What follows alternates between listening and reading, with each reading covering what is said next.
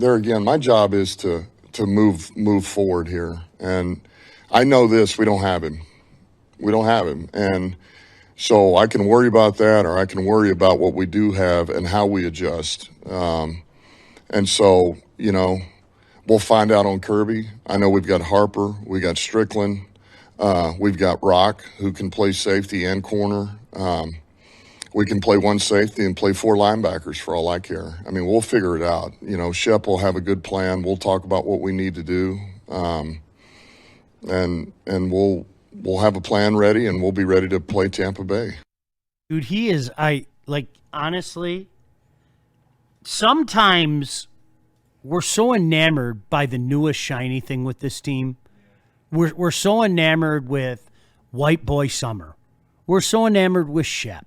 We're so enamored. I'm always enamored with my boy Matt Shepard, but we're so so enamored with like what's next and the new thing that sometimes you forget. Like maybe we're well overdue for a Dan Campbell Appreciation Day. Just hearing him say that shit. Oh man, no excuses, nothing. Never. We're gonna be ready. Yeah. We got to figure something out.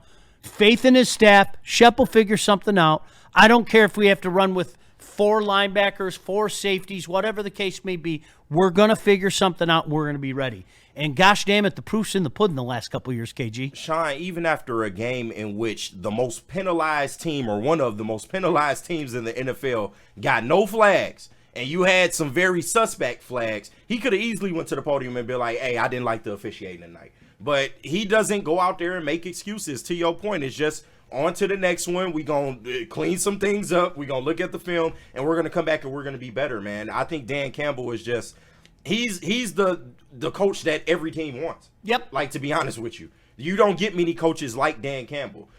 There are some great coaches in this league, don't get me wrong, but Dan Campbell's kind of cemented himself as one of a kind.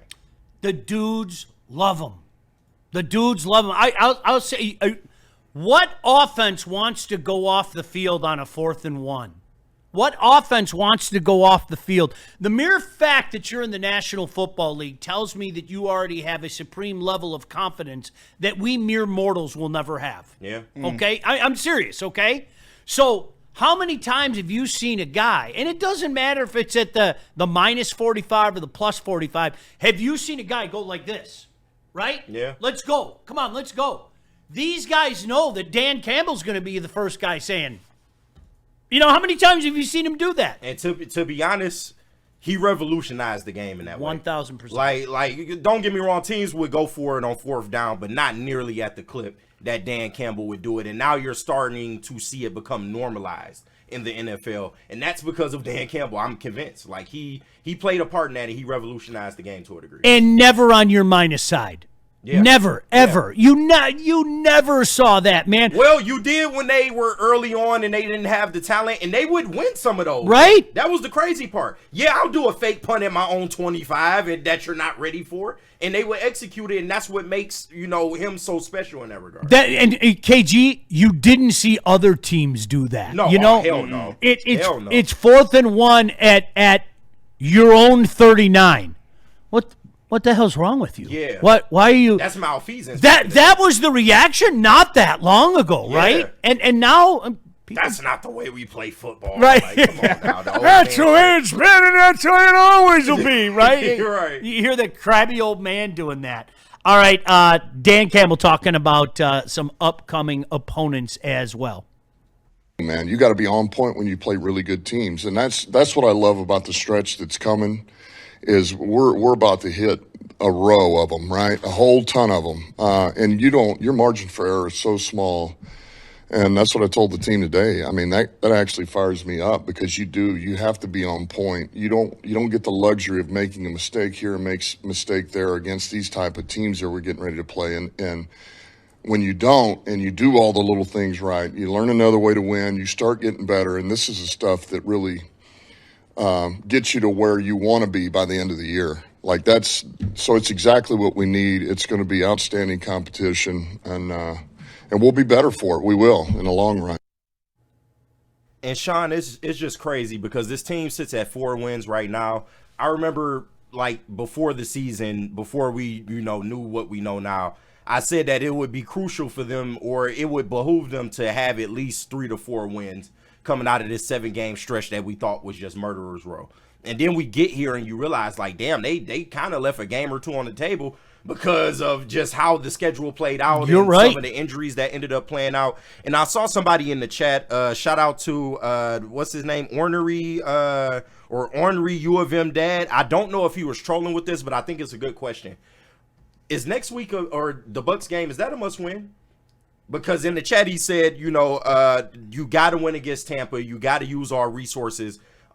He said Rachaad White was a force. Maybe he was trolling with that because Rachaad White's good. I wouldn't say a force, but do you think that because think about it, back-to-back losses this team hasn't had in almost 3 years. You sit right now at 4-2, knowing that you left a couple games on the table.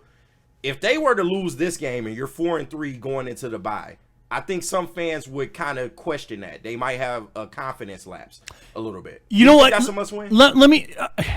Boy, it's a complicated. I'm going to give an answer, but there were a lot of things that you said. I think the Green Bay game was going to happen, whether we want to admit it or not. Yeah, that was going to happen. That way. That was. I don't know. Like if you guys feel that way, the woulda, coulda, shoulda for me is this past Sunday night. That was a woulda, coulda, shoulda, but didn't, okay? Yeah. So you own it. KG, I want to go right back to the beginning of what you said. If I landed in here back in July or August and said, greetings, I have come from October, and I am here to tell you the Lions will be 5-2 heading into the bye week. Every single human would have taken that. Oh, absolutely. Because there were people going, oh my gosh, we could, exactly what you said, 4-3 at best, probably 3-4, and then we have that string of games, the Vikings at Washington and at Philadelphia. We could legitimately be 500 or just under 500. I mean, that, you guys, we heard it every day. I'm not saying it was you in particular, okay? But we heard that kind of shit every day. I will never say must win. I'll never say must win. All right. Are you like this one chatter in here? Is it a can't lose? If you want to phrase it that way. No. Is it? Shout out Corey Hall. That's what Corey, is it? I want it very desperately. There's a big difference between going 5-2 into the bye week and 4-3 going into the bye week. Yes. But I don't. The Kansas City Chiefs are kind of, for me, the poster child of let's not talk about must win or can't lose at this juncture of the season. I've watched this team too many times just go like this. Yeah. Okay. And there they go, just winning games and everything. So for me, KG, when you're talking week 7, there's 10 more games to go. No, for sure. You know what I mean? So I don't want to get overly dramatic about it. No, I get that. But coming out of the bye, you're getting a gauntlet of NFC games. And this is the start of it before the bye. Oh, 100%. And, with the Kansas City game, you had the built-in excuse, okay, it's an AFC team. If we lose to them, it's not the end of the world. It doesn't really mess up what we got going on. But now you look at it, all right, this is a very good Bucs team. And you're a team that is currently still fighting for the number 1 seed, whether you want to or not. It's there for them to take. And this is a good team coming in, injuries or not. So I don't know, man. I think if you go 4-3 into the bye, it wouldn't be the best look, especially considering that you have the Vikings coming out of the bye, which is a division and NFC North game. And trust me, I'm confident the Lions will go BTA on the Vikings, but it's something to consider, though. Isn't it? No, it's kind of funny, and Lord knows this might change again in the next 4 weeks, okay? Thus is life in the National Football League. But as I sit here right now and I look at the next 4 games, KG, yeah. Even with those games on the road, like, I have more fear of Tampa than the other 3. Oh, so I really do. More than the Eagles and the Commanders? Yes. Okay. Yes. As I sit here today, that might change in the next couple of weeks. What I've seen out of Philly the last couple of weeks kind of reminds me of when everything fell apart during the 2023 season. Yeah. Remember, they jumped out to that start, and then they could do literally nothing right, and that extended into their bye week last year. They were 2-2. People forget that. They were 2-2 going into the bye last week. Washington, I've seen nothing. Yeah. Like all year, I really haven't. They don't look the same. They don't look the same to me. I mean, Boy, if I said that 2 months ago, people would have killed me. no, for sure. I don't think you're wrong because one, it's just the way the Bucs play. Like they're just a team that at any moment they can just mount they can mount a lot of points on you in a quick amount of time. When I look at the Eagles, they're still talented. They're just shooting themselves in the foot currently. But when you look at that roster, that is still a very talented roster, and they have a similar play style to how we like to play football. So I just wonder, in a grind-on-grind situation, like, how does that look for us, especially if we're not 100% healthy at that time? How does that look for us? Isn't it amazing, too? The Eagles have lost 2 straight. I'm sure you all are aware of that. I need to bring it up again. The Lions have not lost 2 straight in almost 3 years. October 23rd and October 30th of 2022.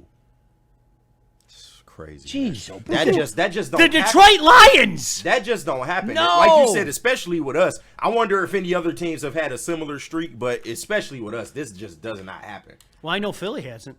Yeah, oh yeah, that's a fact. Kansas City hasn't. That's a fact. Yeah.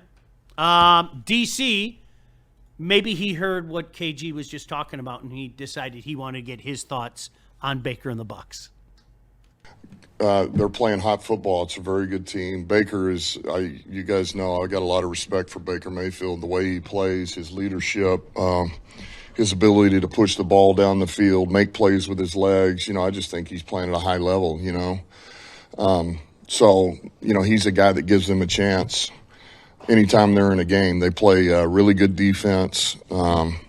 They got a good old line. Like those guys they play hard. They're physical. They're tough. They have a run game. They got a good teams unit. So it's a good team. It's a really good team. I think they are the second best team in the conference. I really truly do. Right now. And again, subject to change. That's the NFL. The NFL is a fluid league, man. We talk about it each and every year. What we think we know about a team in May, what we think we know about a team in September, hell, what we think we know about a team on this very day, October 15th, it is not necessarily the reality of what is going on with a particular team. Yeah. No, and shout out to Sir Fundip in the chat. Hell of a name. I love that name. Way to go. Are the fans worried that the Lions haven't beat a good team? I don't agree with that, bro, because we all talked about that Ravens game. I think that's a quality win. Lamar Jackson played in that game, and I do realize the injuries that they had on defense. But at the same time, you went into Baltimore on a Monday night. That's a tough place to play. Lamar is a tough opponent, and you were able to go in there and stop him and Derrick Henry. So I would say that's a quality win. And listen, you can debate about the other teams that they've played to this point, but you want the Lions to go out there and handle teams that they're supposed to handle. That's one thing that we love about this new Lions team is that they don't drop games that they're not supposed to drop. I think that they've had quality wins on the schedule, and they're going to continue to rack them up, man. You got to play who's in front of you. I don't really care, who's on the schedule. We don't make the schedule. We just play the game. And that's how I would answer it. I get it. I get what you're saying, all right? And it's easier to dismiss Baltimore now knowing what we know. But, again, Lamar was there. But, KG, I think you hit it nail on head again. This is a scenario with this football team where legitimately when you look at their losses, the last loss that they had where you're like, you got to win that game every time, was almost 2 years ago. Yeah. That game at Soldier Field. Mm-hmm. Really, it was almost 2 years ago. Like, that's a game. I don't care what the circumstances are. You have to beat the Chicago Bears. You should have won that game. That was a bad team, okay? You got to win that game, okay? But that's something we don't mix in. That's really something we don't mix in. And even the run that Tampa's been on, okay, you got to remember they had like, what was it, a 4-game losing streak last year? They did, yeah. They had to scramble just to get back into the playoff picture, man. They did, but they have since, been that team that's kind of similar to us in a lot of ways. They built momentum. They've come into this season. They won a lot of one-score games, but can you live like that in the NFL week to week? We saw that with the Vikings, and it didn't work out too well for them. Yep. So I'm just saying, like, I would say that the Bucs are a better team than that Vikings team was, but at the same time, It is what it is, man. You got to just go out there and you got to just play to the best of your ability. The Lions, I would say, are still the better team in this scenario from a roster standpoint. You got to get this dub at home. Like, I just feel I think it is a must-win, Sean. Okay. I think it is. Fair enough. I think it is. Fair enough. You don't want to back into the bye week off 2 straight losses. You don't. No, I'm Going with you. into a divisional game, whatever we think about the Vikings. I think this team has a been there, done that mantra now. Yeah. You know, I really do. And I dare I say, without the championship, of course, they're kind of in the mode. We're allowed to say it. They'll never say it. Where they're just going, yeah, pretty can we much. get this regular season over with? Mm-hmm. Guys, can we? And let's get through it healthy, please. Yeah, where do Please. we need it? Like, just hearing Dan talk about we're going to be in a good spot late November and December, it just kind of reinforces it to me. They're okay. We're not allowed to focused say on it. one goal, Yeah, we're not allowed to say it.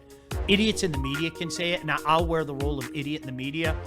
Okay, where do you want us at home? Are we playing that first game? Are we getting a bye? What do you want us to do? Where do you want us to go? We're going to be ready for it. Yeah. You know, that's a great spot to be in, man. It really is.